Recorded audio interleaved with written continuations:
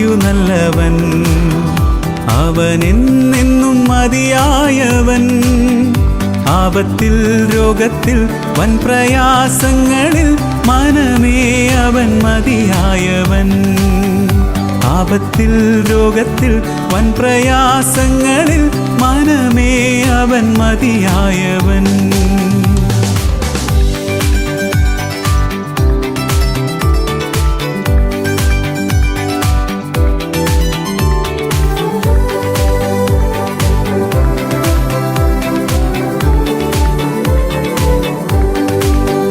Calvary മലമേൽ കയറി മുൾമുടി ശിരസിൽ വഹിച്ചു.